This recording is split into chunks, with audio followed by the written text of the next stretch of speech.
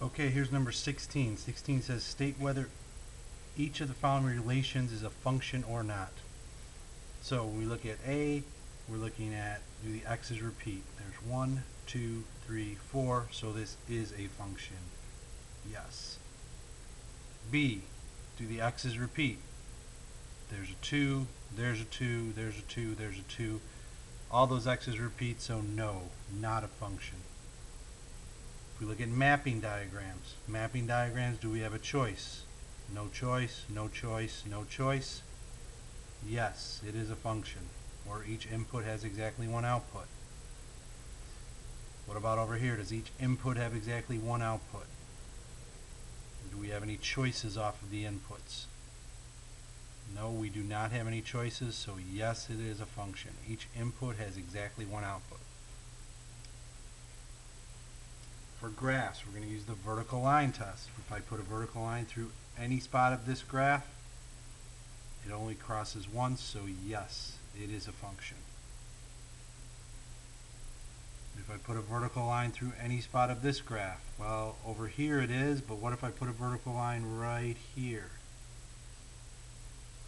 So that crosses more than one time, doesn't it? It keeps crossing right there. So no, it is not a function. It fails the vertical line test. Again, vertical line test for a graph. Anywhere I put this line, it would only cross once. So yes, it is a function. I put a vertical line through this right here. It crosses twice. So no, it is not a function. Number 17, to graph this f of x equals the x minus 4 all squared, how should you shift the graph of f of x equals x squared, so the parent function? So inside the parentheses we shift left to right and we think opposite. So this shifts 4 units to the right. And number 18, there's no parentheses. This plus 7 is on the outside of the parentheses. So this one is going to shift 7 units up. Okay?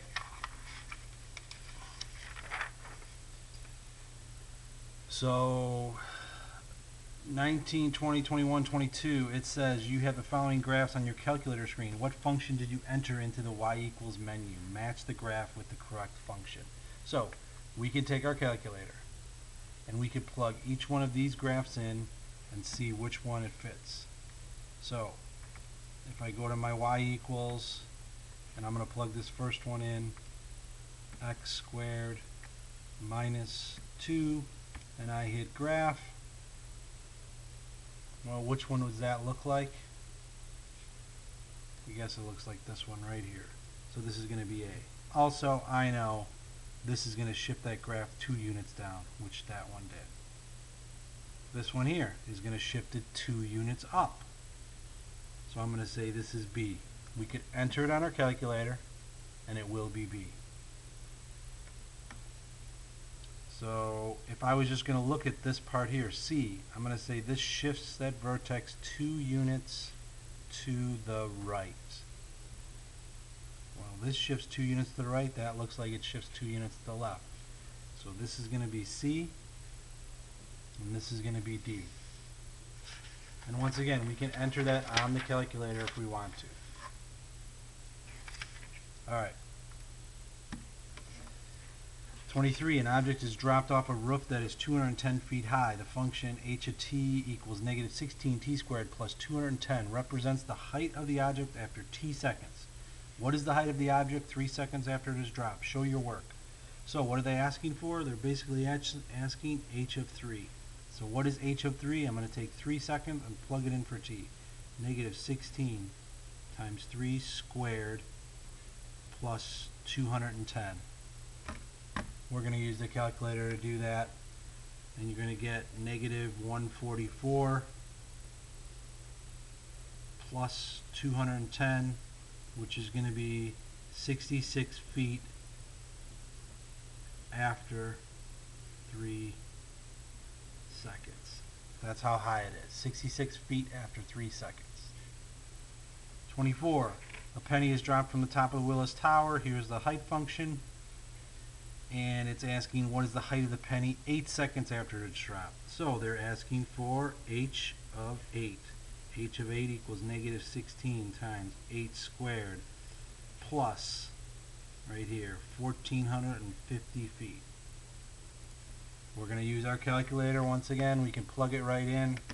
We should get negative 1,024 plus 1,450, and I'm going to put it up here. That equals 426 feet after 8 seconds. Okay. 25 says use the table menu of your TI-84 to list the y values for the domain negative 1, negative 2, 0, 1, and 2 of the function. Y equals that. So we're going to use our calculator. We're going to go to y equals, clear out whatever's in there. I'm going to enter this function right here. So 2x squared minus 6x plus 3.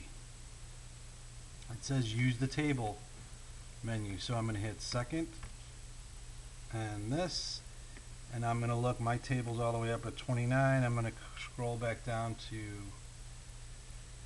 what they want me to do, negative 2, negative 1, negative 2, negative 1, 0, 1, and 2. Whoops, went too far.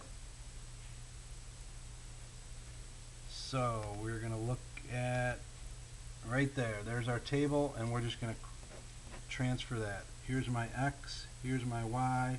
At negative 2, I get 2. At negative 1, I get a negative 1. Oops. I have two things in my calculator, as I just noticed, so I put that function into y2. I could clear out this y1 so we're not confused. Here's my table, x, y. So negative 2, I get 23. Negative 1, I get 11. 0, I get 3. 1, I get negative 1. And at 2, I get a negative 1. So that's what it asked me for. That's the answer. And watch the next video for the rest of this.